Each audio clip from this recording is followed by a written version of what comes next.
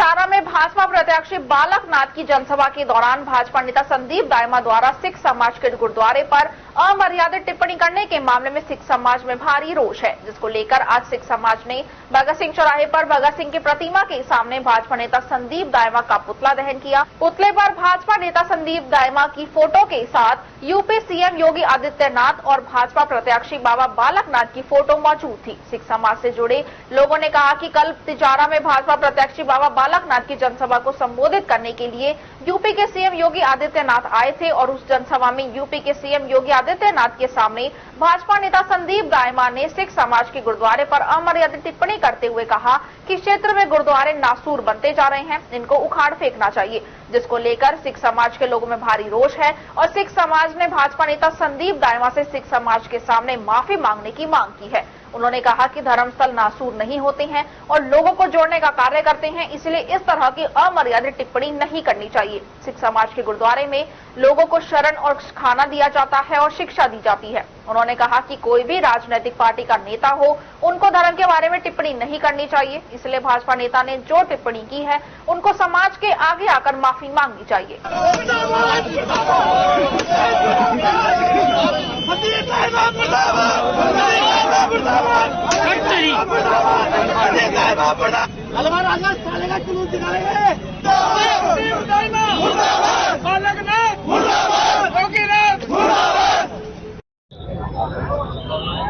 वाहिगुरु जी का खालसा, वाहिगुरु जी की फतेह। आज यहाँ पूरा सिख समाज, पुरुषार्थी समाज जो इकट्ठा हुआ है, आज भगत सिंह जी के चौराहे पर हमें इसलिए इकट्ठा होना पड़ा क्योंकि कल तिजारा विधानसभा के अंदर एक प्रत्याशी का जो पर्चा भरने का प्रोग्राम किया जा रहा था, उसमें माननीय मुख्यमंत्री उत्तर प्रदेश बाबा आदित्यनाथ योगी जी और बाबा बालक नाथ जी जो अलवर के सांसद है वहां मौजूद थे।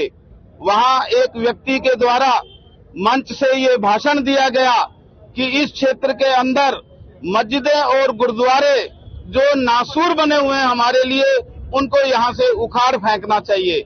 आज हम सब उस बात का विरोध करने के लिए यहाँ पर इकट्ठे हुए हैं क्योंकि जो धर्मस्थल है वो नासूर नहीं होते। धर्मस्थल लोगों को जोड़ने का काम करते हैं और यदि हम ऐसे धर्मस्थलों के बारे में अपशब्द बोलें या अभद्र टिप्पणी करें तो उसको स्वीकार नहीं किया जाएगा। सिख समाज के जो गुरुद्वारे हैं वो लोगों को शरण देते हैं, लोगों को खाने के लिए भोजन देते हैं, वहाँ गुरु की शिक्षा दी जाती है, लोगों को आपसी भेदभाव भुलाकर जात पात और धर्म से ऊपर उठकर एक साथ रहने का संदेश दिया जाता है। यदि हम ऐसे गुरुद्वारों के लिए ऐसी भाषा बोले, क्योंकि नासूर शब्द वहाँ यूज किया जाता है, नासूर का कोई इलाज नहीं होता। किसी के फोड़ा होता है तो वो नासूर बन जाता है, यानी उसका इलाज नहीं हो सकता।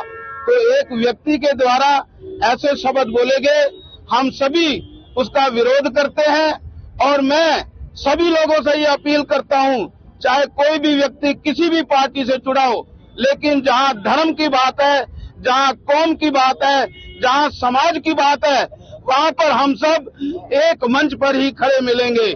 बोले सो निहाल।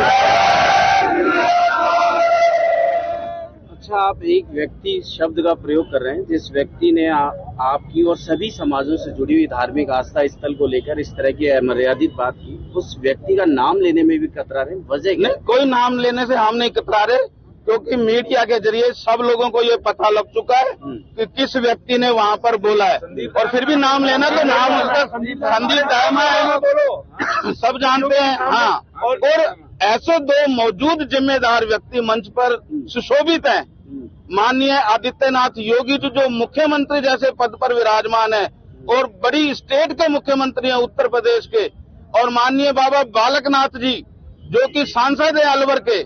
और मैं ये भी कहना चाहूंगा कि जो संत महापुरुष होते हैं उनकी कोई जाति पाति कोई धर्म नहीं होता, उनके लिए केवल एक ही धर्म होता है और वो है इंसानियत।